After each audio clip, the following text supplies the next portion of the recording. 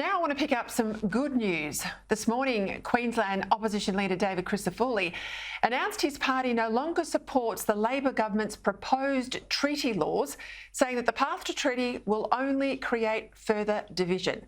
It appears Crisafulli, unlike those in the Albanese government and state Labor governments around the country, has read the room after Saturday's historic result.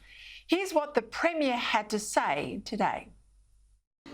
Well, I think you need to speak to him to hear firsthand why he is going against what he said very clearly in the Parliament he was going to do.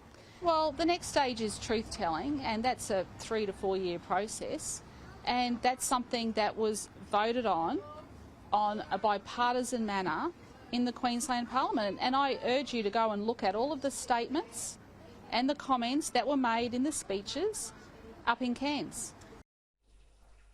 Joining me now, David Crisafulli, himself from Queensland. David, we'll get to the Premier in a moment, but tell us why the LNP that you lead can no longer support a treaty.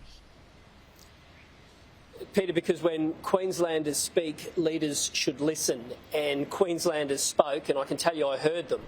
Now, what I don't want to do, having reflected on what's happened and having seen what I think would probably be the most divisive debate I've ever seen in my time in public life, I just don't want to put my state through what I have seen the nation put through.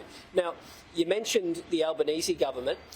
The Prime Minister was warned on multiple occasions in the last 6 months that if he continued down this path, this is what would occur. This is the kind of division that would occur. Well, I'm not going to make the same mistake as the Prime Minister. And right now, Queenslanders need to make sure that they understand we are serious about uniting the country. I am serious about delivering infrastructure for Indigenous communities. It has to be done with everybody united and focused, and that's why I've listened to the message. I just want to say to David, as we go to air, there's late-breaking news that there has been called in Queensland a snap meeting of the Labor caucus. I'm told the left faction are furious that she appears to be walking back the treaty commitment. Of course, she's trying to make the issue about you, but the factions have dragged her in. It's interesting, you know, 7 out of 10 Queenslanders on Saturday night rejected the voice. Who runs the state up there? Is it the Premier or the factions? I think you know the answer to that, and so do Queenslanders. It is a government driven by factions. What I want to do is say to Queenslanders that my priorities are Queenslanders' priorities. And what I want to do is focus on the things that Queenslanders are telling me about. And first and foremost is they want to see us united, not divided. And that's why I've taken this stance, having listened really carefully and reflecting those views. I also want Queenslanders to know that my laser-like focus won't change. I want to see an end to the youth crime crisis.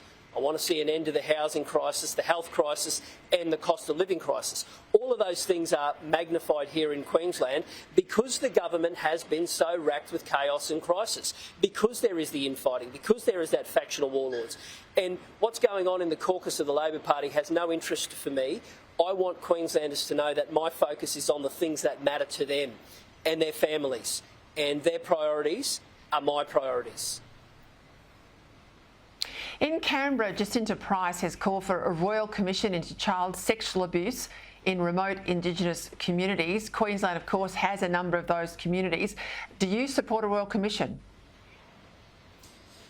Peter, I think you have to look at Jacinta, and in her you see someone who is fair income. And when she's speaking about that, she's talking about it from lived experience, and she's talking about it from someone who really cares about doing something for those Indigenous communities.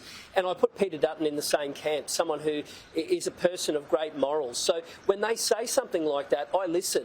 Now, the things that I control are where the money from Queensland is being spent in those communities. And I know a lot of money is spent at the moment in Indigenous communities, but there hasn't been a lot of review about the value that those communities are getting.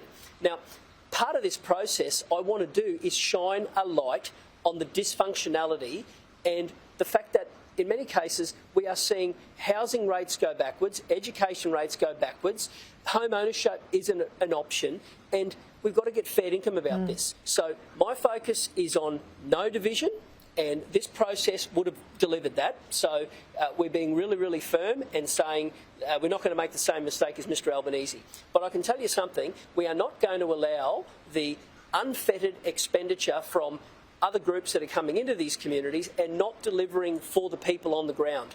And I think that's what would unite all Queenslanders and all Australians to know that we are fair income about doing something in these remote communities. Well, I think you're on the side of 70% of Queenslanders walking away from that treaty process. Let's see what the factions tell the Premier to do when that meeting breaks up tonight. David Crisafulli, thank you.